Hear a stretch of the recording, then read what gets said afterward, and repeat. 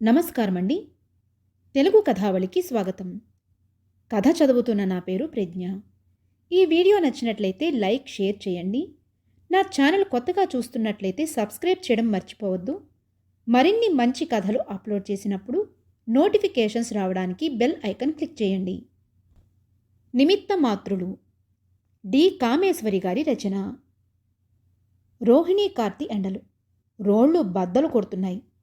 Fan కింద కూర్చున్న వేడి గాలి తప్ప ప్రాణానికి సుఖం ఏది?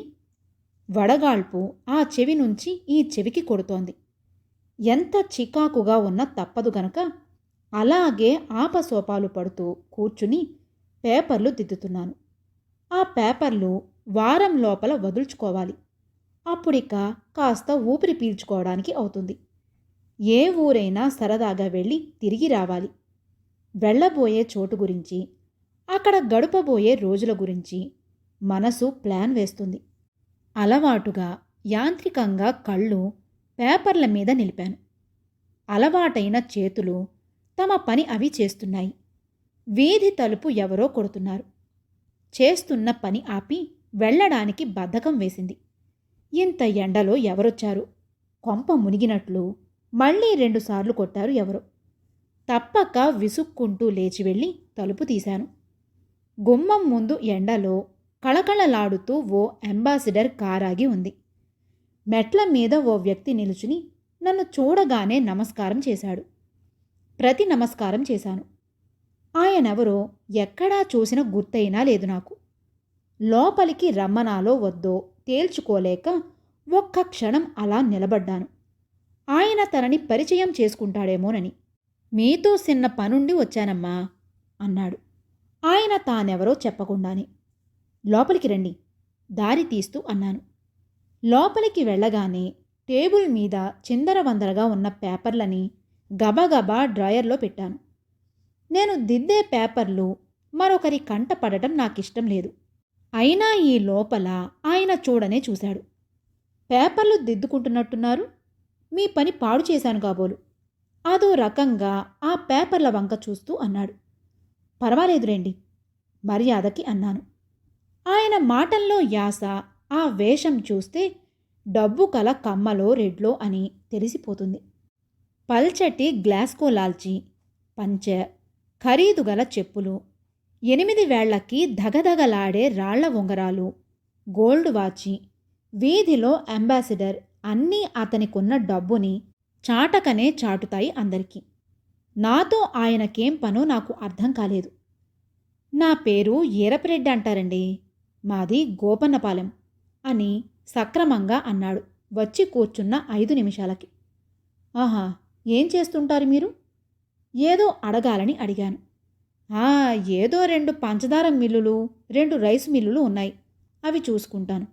ఇంకా చెరుకు తోట, హైదరాబాదు కాడ ద్రాక్ష తోట అది ఉందనుకోండి.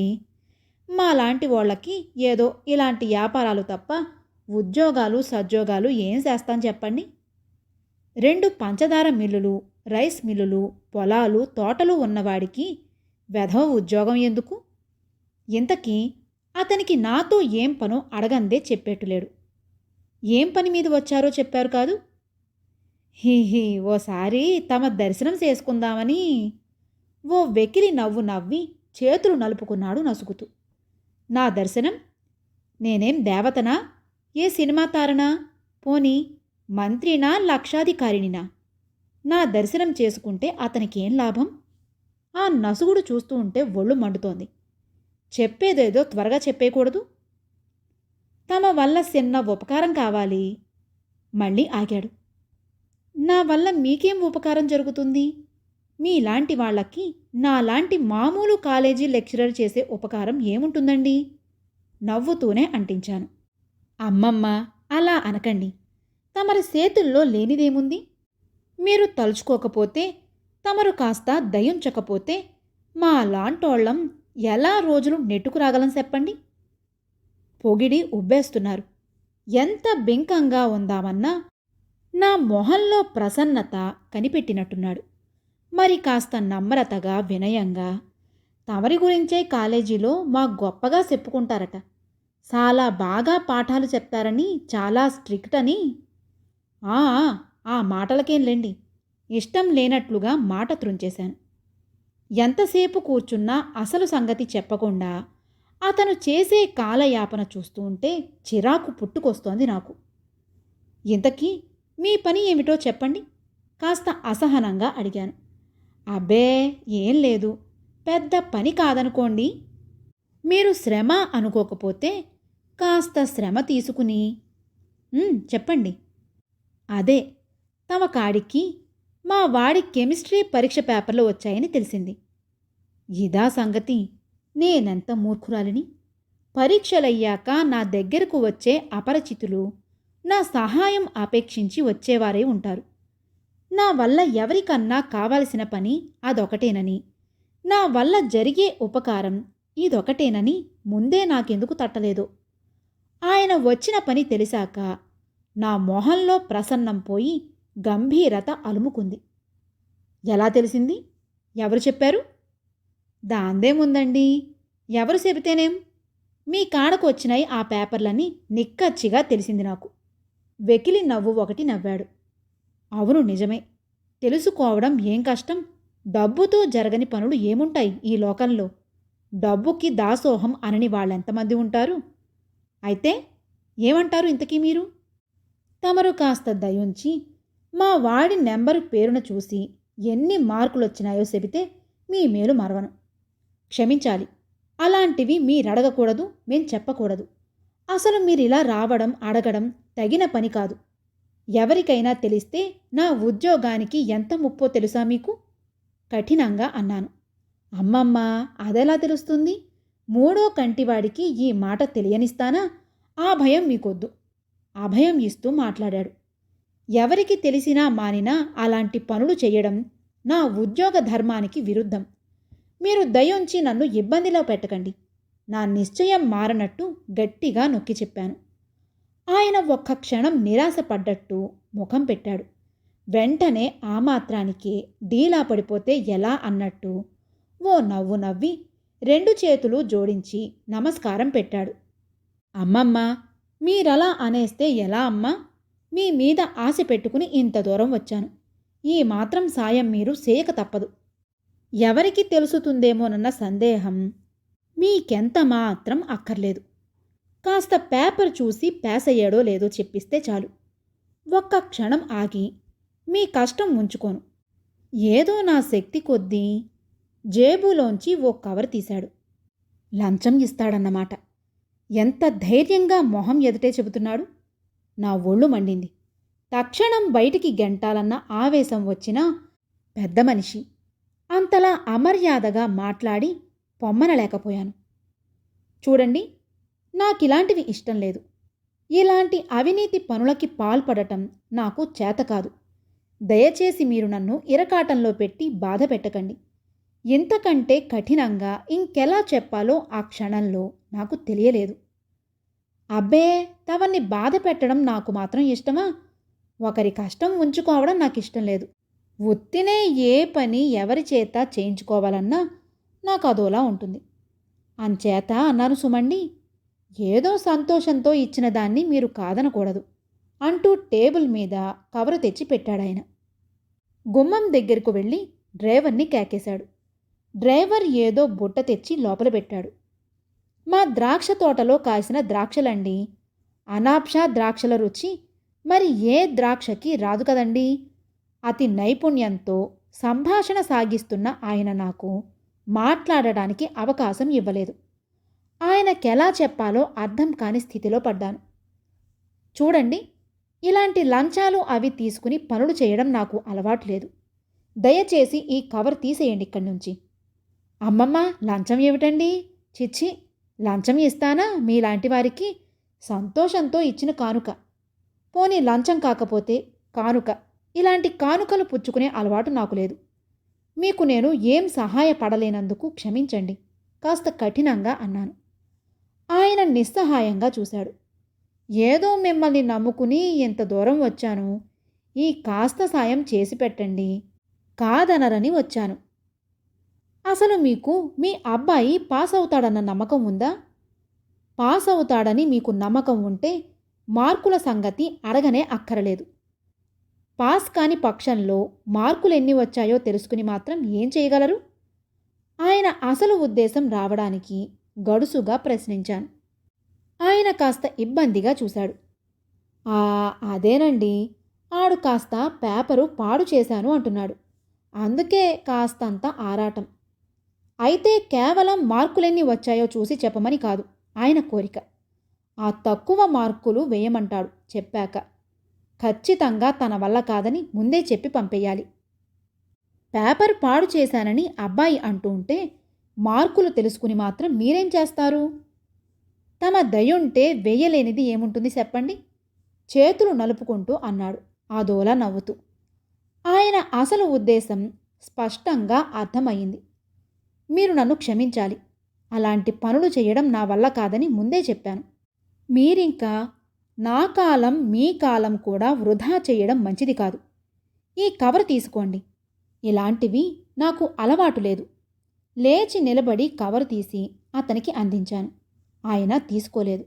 తమరికి కొత్త, చిన్నవారు, అలవాటు లేదు కాబోలు. కానీ ఇలా ఎంతోమంది చేస్తూ ఉంటారు. ఇందులో తప్పేముంది చెప్పండి? మనలాంటి వాళ్ళం ఏదో న్యాయంగా ఉండాలంటే మాత్రం ఈ ప్రపంచంలో కుదురుతుందా? మహావాళ్లే చేయగలేంది మనలాంటి వారం ఎంత? నలుగురితో పాటు మనము నడవాలి. నిల్చోపెట్టి ఆయన బోధిస్తున్న నీతులు వింటూ ఉంటే ఒళ్ళు మండుకొచ్చింది. నలుగురి సంగతి నాకు అక్కరలేదు.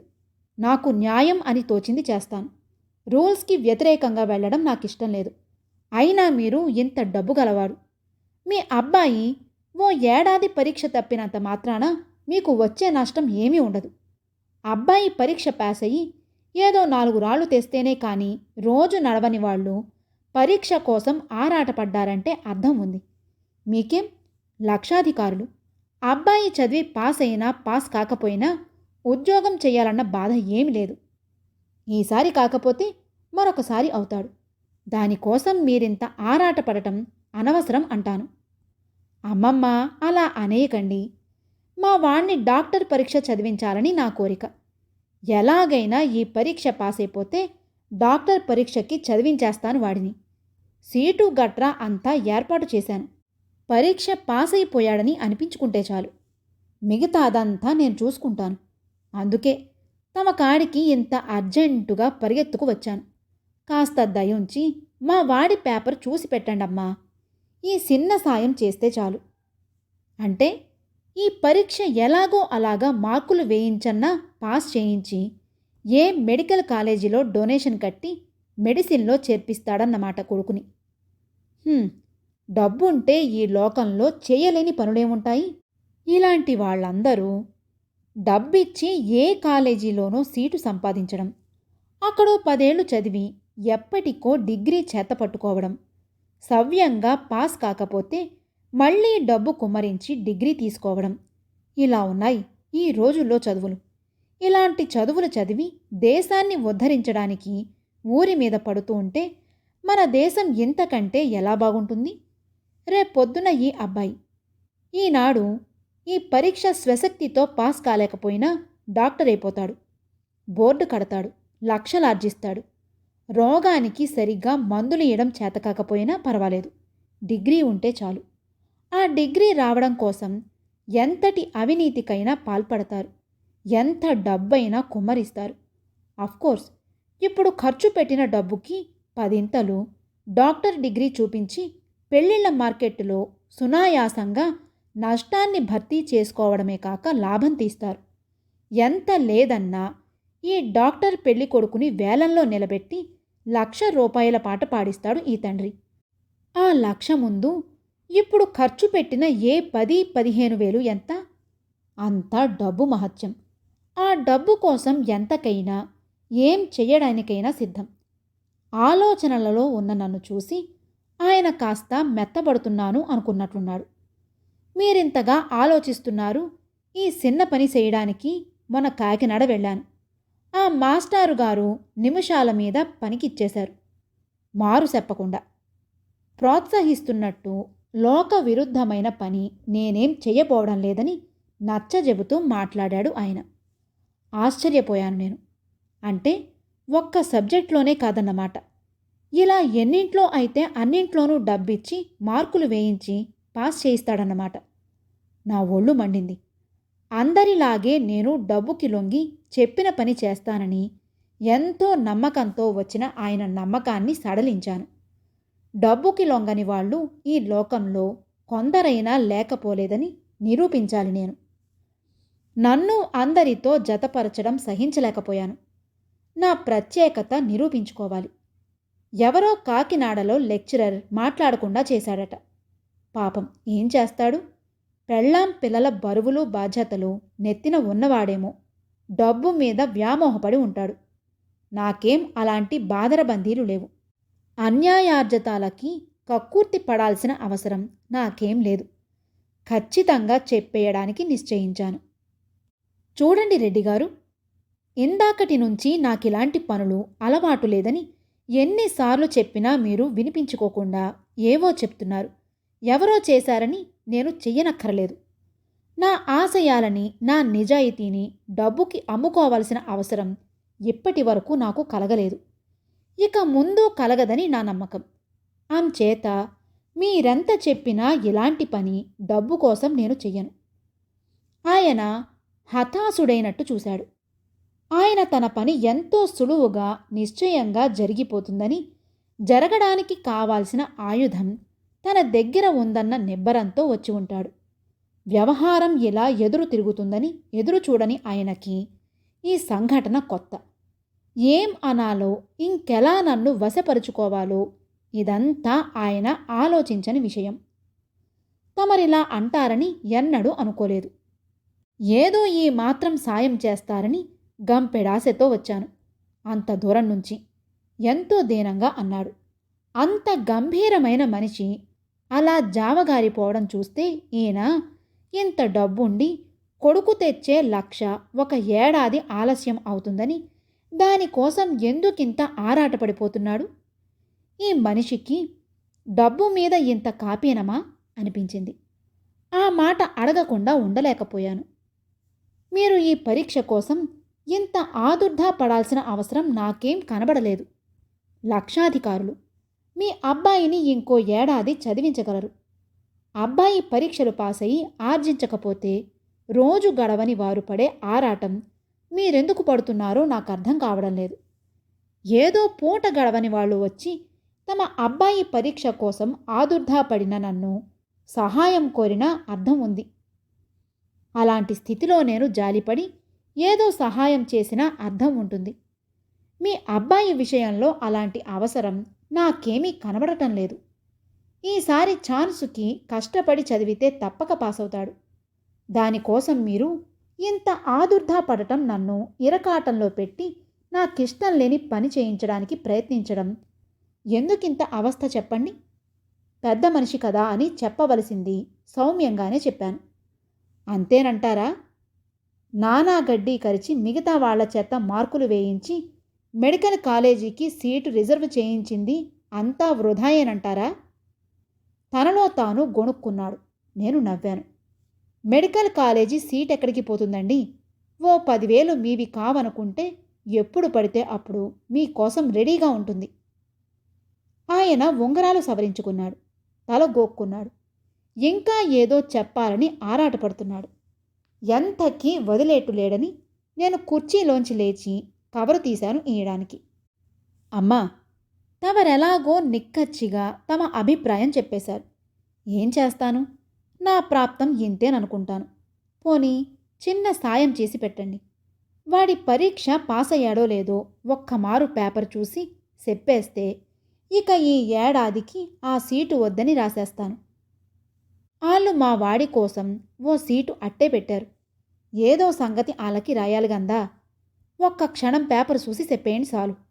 ఆశగా ఆగాడు. ఒక్క క్షణం సందేహించాను. నా అభిప్రాయం ఖచ్చితంగా చెప్పాను. నేనే సాయం చేయనని ఆయనకి అర్థమైంది.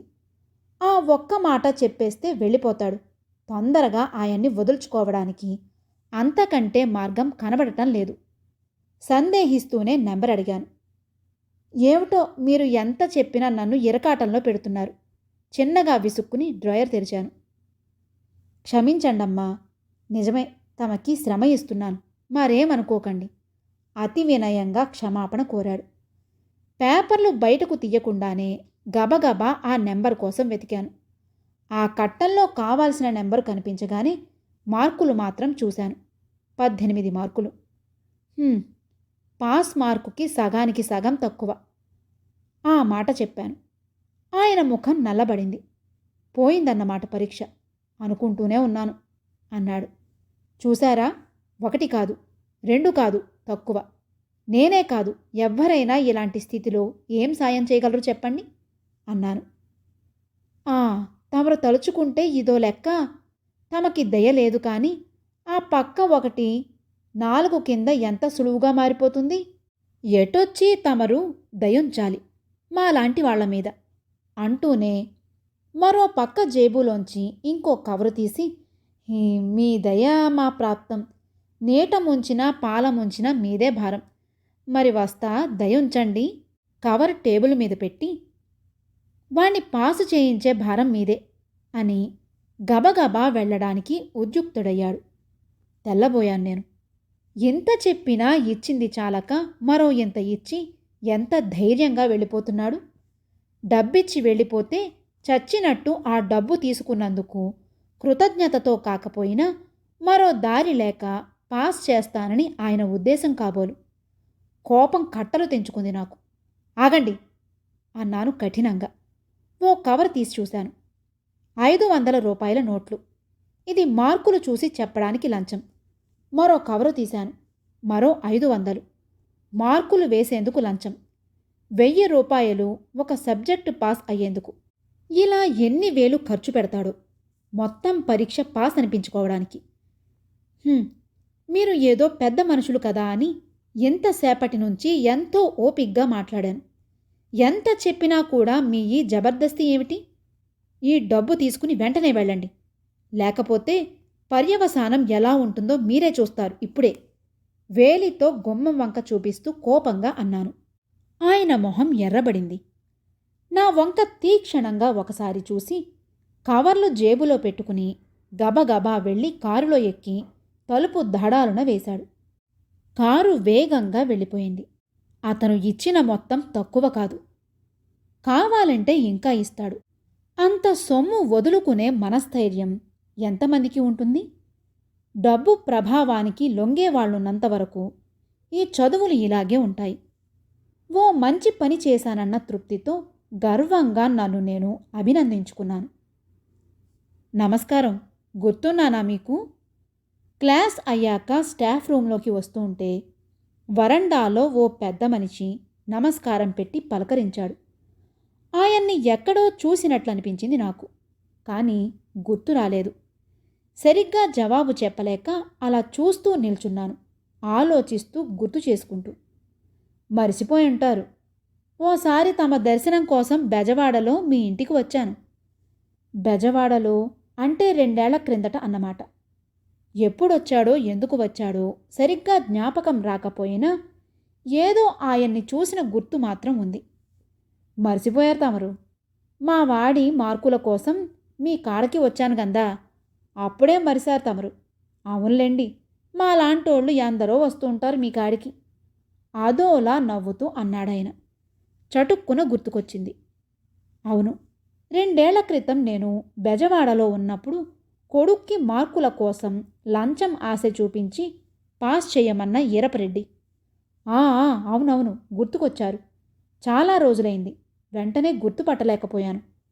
ఇక్కడికి ఏం పని మీద వచ్చారు? మేము హైదరాబాద్లోనే ఉంటున్నాం ఇప్పుడు. మా పిల్లని కాలేజీలో చేర్పించడానికి వచ్చాను.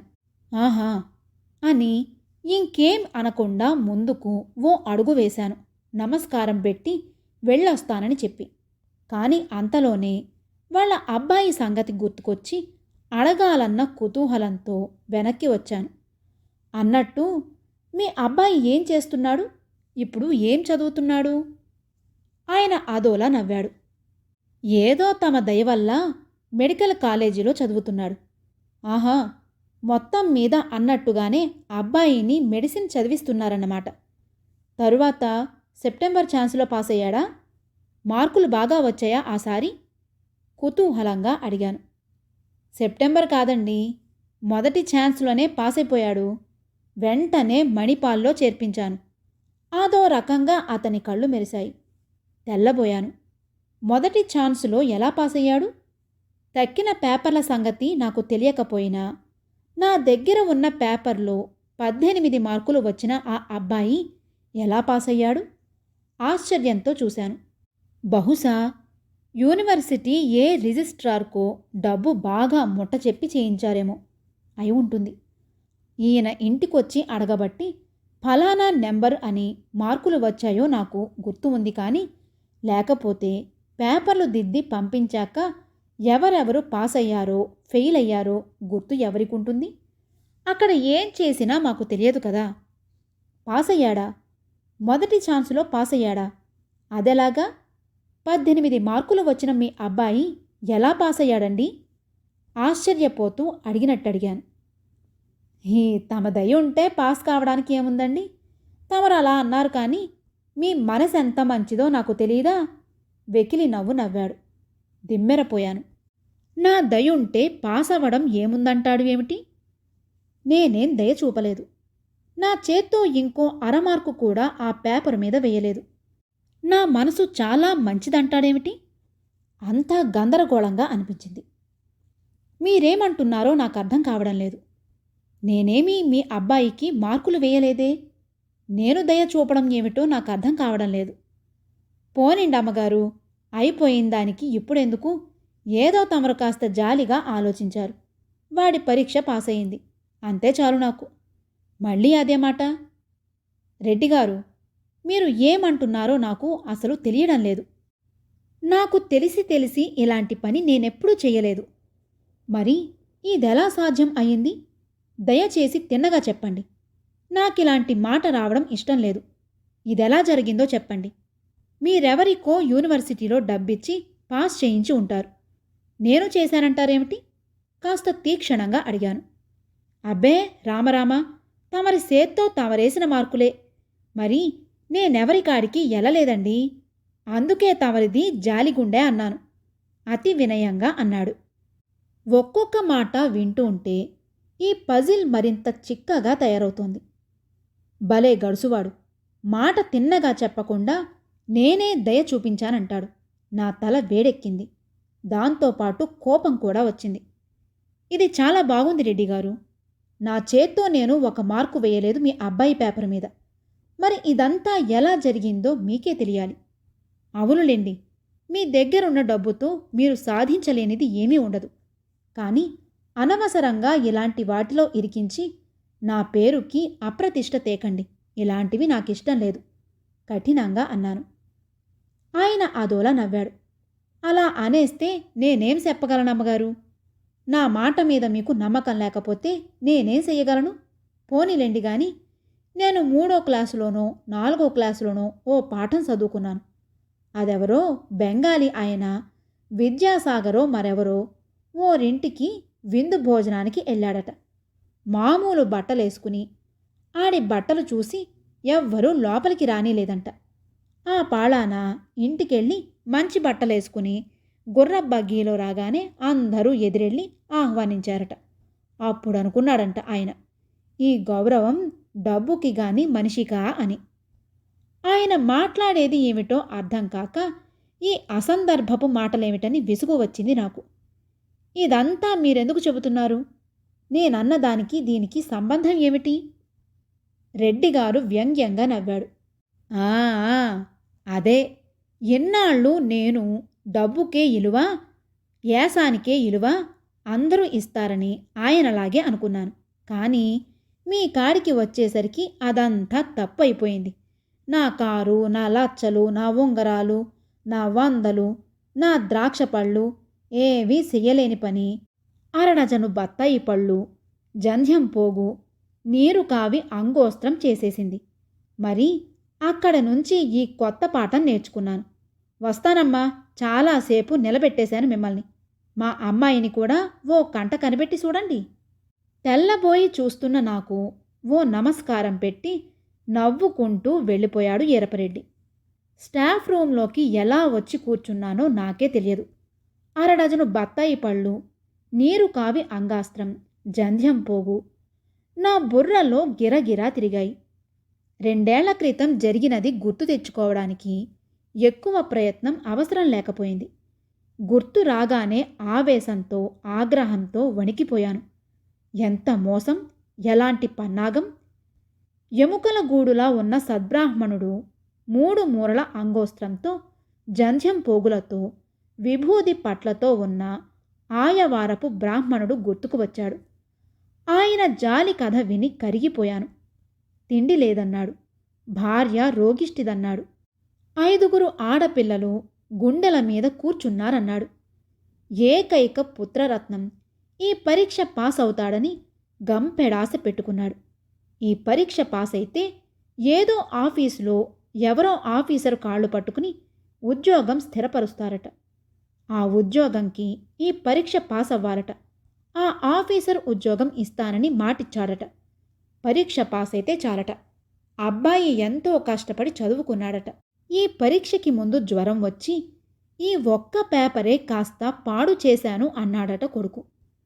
నేను ఈ సాయం చెయ్యకపోతే అందరం కలిసి ఈ కృష్ణలో కట్టకట్టుకుని చావడం మినహా మరో దారి లేదని దీనాతి దీనంగా ప్రార్థించాడు.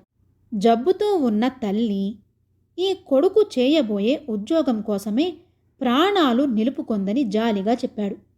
కుచేలుడు ఆనాడు శ్రీకృష్ణ పరమాత్మకి అటుకులు తెచ్చి ఇచ్చినట్టు 1/2 బత్తాయి పళ్ళు మినహా ఏమీ ఇవ్వలేని పేదవాడినని పాదాల దగ్గర పెట్టాడు. నా వల్ల కాదన్నా ఇలాంటి పని చేయలేనన్నా నా కాళ్ళని పట్టేసుకున్నాడు. మీరు కాదంటే మరి గత్యంతరం లేదంటూ వలవలా ఏడ్చాడు. నన్ను ఇబ్బందిలో పెట్టి ఇరకాటంలో పడేసి సానుభూతి సంపాదించి జాలితో కరిగేటట్టు కన్నీటి కథ చెప్పి నేను మాటిచ్చే వరకు, అభయం ఇచ్చే వరకు కాళ్ళు వదలని ఆ బ్రాహ్మణుడు గుర్తుకొచ్చాడు. ఎంత దగ, ఎంత మోసం! ఈ రెడ్డి ఎంత నాటకమాడాడు! 5దో 10దో ఆ బ్రాహ్మడి చేతిలో పెట్టి తన అవసరానికి ఎంత చక్కగా వినియోగించుకున్నాడు. నేనన్న మాట ఆధారంతో ఎంత పన్నాగం పన్ని నా కళ్ళు కప్పాడు. నన్నెంతలో బోల్తా కొట్టించాడు. అయినా నేనెలా మోసపోయాను? ఆ రెడ్డి కొడుకు నెంబరు, ఈ బ్రాహ్మడు చెప్పిన నెంబరు ఒకటేనన్న గుర్తులేనంత మందమతినెలా అయ్యాను? పేపర్ చూసి మార్కులు వేసేటప్పుడైనా పోలిక పట్టలేనంతగా నా బుర్ర ఎలా మొద్దుబారిపోయింది? అంతలా నా కళ్ళు ఎలా మూసుకుపోయాయో! ఈ 18 మార్కులు అబ్బాయి రేపొద్దున్న డాక్టరై ప్రజాసేవ చేయడానికి రాసుంటే ఆపాలన్నా ఆపడం నా తరమా? ఇలాంటి దేశోద్ధారకులు దేశాన్నుద్ధరించడానికి రాసుంటే నాలాంటి వాళ్ల కళ్ళు మూసుకుపోయే ఉండాలి. నా చేతిలో ఏముంది ఇలాంటివి ఆపడానికి? నేను నిమిత్త మాతృరాలిని అంతే. చేతకాని నవ్వు ఒకటి నవ్వుకుని క్లాస్కి బయలుదేరాను. కథ సమాప్తం.